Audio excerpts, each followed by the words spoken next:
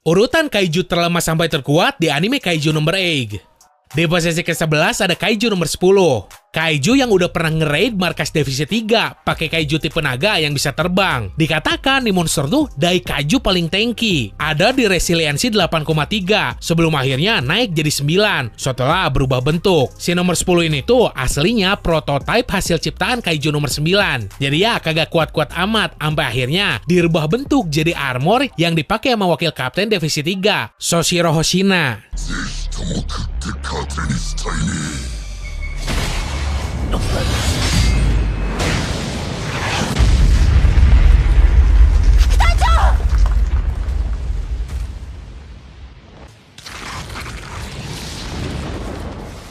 戦力全開砲 92%。 ほな、怪獣討伐始めようか。 Di posisi ke-10 ada Kaiju nomor 1. Punya julukan sebagai kaiju penerawang masa depan. Setelah berhasil dibunuh, mayat kaiju nomor 1 ini dibawa pihak JDF buat diubah jadi senjata. Tapi uniknya gak kayak kaiju lain yang diubah jadi alat tempur. Si nomor 1 ini diambil kornea matanya buat ditransplantasiin ke komandan Divisi 1 bernama Gen Narumi. Berkat kekuatan ini, si Gen jadi bisa ngelihat masa depan juga. Terus ngerasain perubahan elektron, suhu, sampai medan tempurnya secara detail.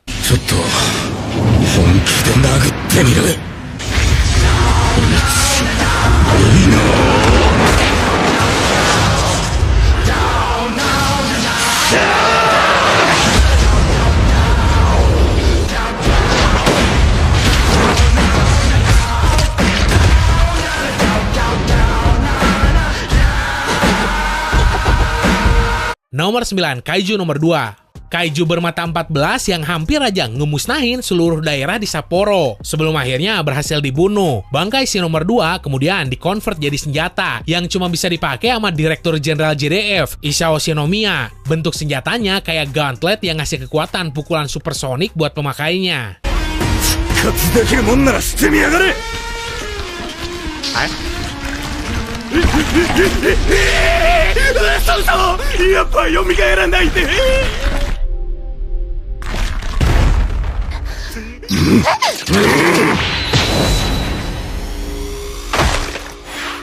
Nomor 8, Kaiju nomor 14. Kaiju yang diciptain sama si nomor 9, yang didesain khusus buat nge-counter kekuatan si Minashiro. Nomor 14 ini juga nembakin laser penghancur dari mulutnya, nyiptain energi pelindung sampai bisa nge-teleport. Nah, karena kekuatan teleportasinya tersebut, si Mina sampai kewalahan karena kagak bisa nge-lock targetnya. Meskipun ya pada akhirnya Kaiju nomor 14 kalah juga. 解放戦力 96%。 ファイヤー。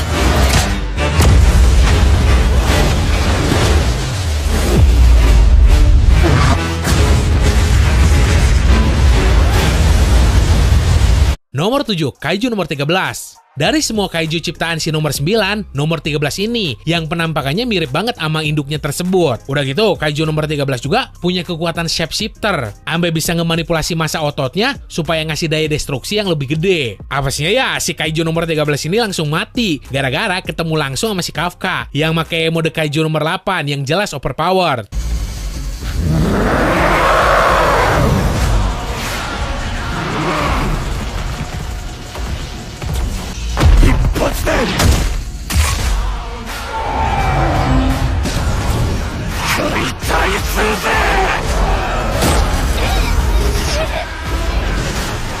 Nomor 6, Kaiju nomor 11. Yang didesain secara khusus buat nge-counter kekuatan si Gen. Karena selain bisa ngelihat masa depan, tuh orang juga bisa ngebaca pikiran. Si nomor 11 ini punya kekuatan hidrokinesis yang pada dasarnya bisa ngeblok prediksi si Gen make sinyal elektrik. Selain itu, nih monster juga ditanemin ingatannya si Isao yang bikin doi bisa tahu gaya bertarung si Gen yang notabene diajarin sama si Isao.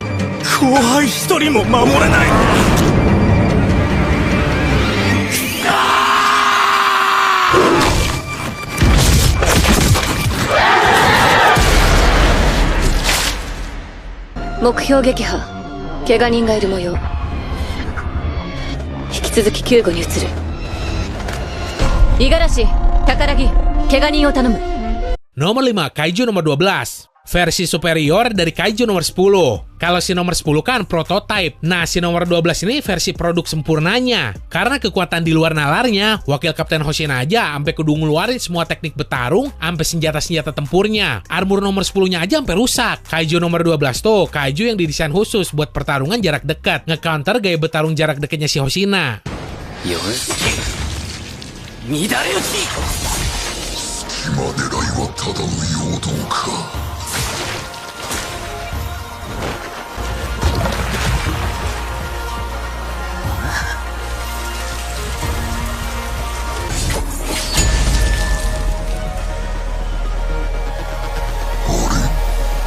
意外と小さいんやな、核は。六式八重打ち。 Nomor 4, Kaiju nomor 15. Nah, kalau yang ini dibikin buat nge-counter si Kikoru. Terus modelnya juga diambil dari ingatan si Isao tentang anaknya ini. Kaiju nomor 15 punya kekuatan buat ngegali segala ingatan dan ngemanipulasi berbagai trauma di pikiran targetnya. Buat yang kagak kuat mental, pasti langsung dibikin mati otak gara-gara shock berat dari trauma yang diserang secara bertubi-tubi. Nah, si Kikoru juga hampir kalah. Sampai kemudian Doi berhasil ngebangkitin 100% kekuatan dari armor warisan emaknya dan ngalahin tuh Kaiju.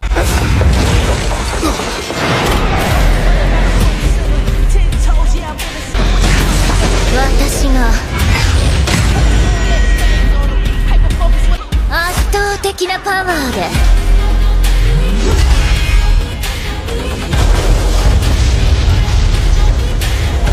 正面からぶち抜けばいいのよ。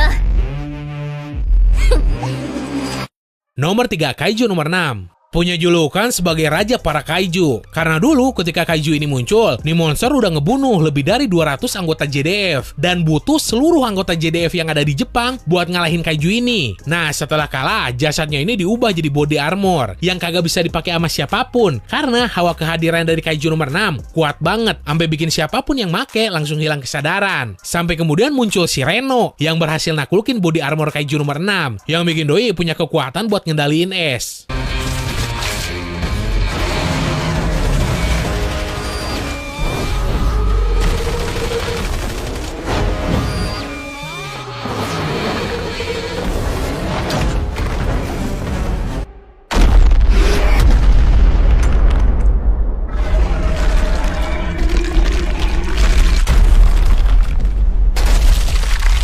Nomor 2, Kaiju nomor 9. Kaiju yang jadi villain utama di arc pertama ini. Dari segi kekuatan tempur, Kaiju nomor 9 emang kagak begitu kuat. Ketika pertarungan pertamanya ngelawan si Kafka aja, kalah dan hampir mati. Tapi yang bikin ngeri itu skill bawaannya buat ngemanipulasi parasit. Selain bisa ngebangkitin sampai ngendaliin mayat Kaiju, si nomor 9 juga bisa nyiptain Kaiju bernomor lainnya yang punya kekuatan luar biasa juga. Faktanya ya, Kaiju nomor 10 sampai 15 diciptain sama nih monster. Udah gitu, Doi bisa nyerap makhluk lain terus ngambil kekuatannya. Yang diserap tuh si Isao bareng senjata Kaiju nomor 2-nya. Setelah fusion, si Kafka aja sampai kewalahan ngelawannya. Kalau kagak dibantuin sama si Mina, pasti Doi kalah. Cuma ya gitu, gara-gara kekuatan murninya tanpa fusion terbilang lemah, jadi Kaiju nomor 9 ada di posisi kedua. 何かおかしい受けたダメージの修復が遅い混乱一旦退避を離脱する隙がなこれはまずい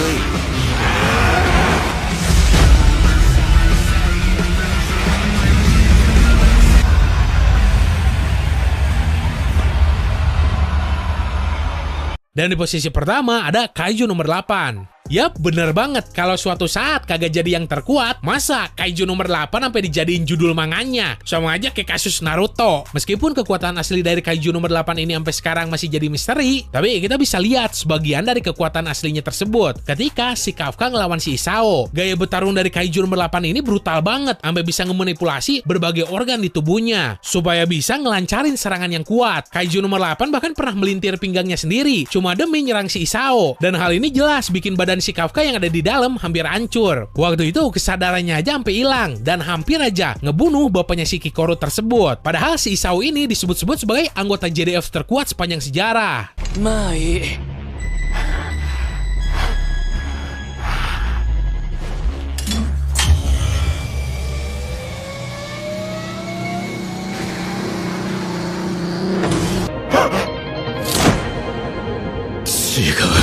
二連撃をおとりにした霞打ち三連撃取った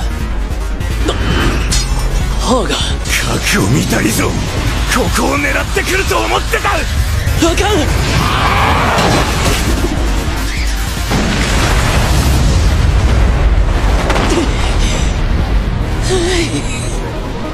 Oke, segitu aja buat hari ini. Seandainya lu pengen request dibikinin video apaan lagi, lu bisa tulis aja di kolom komentar. So, semoga lu enjoy dan bisa nambah informasi lu seputar dunia anime manga. Sekian dari gua, sorry gak ada salah kata.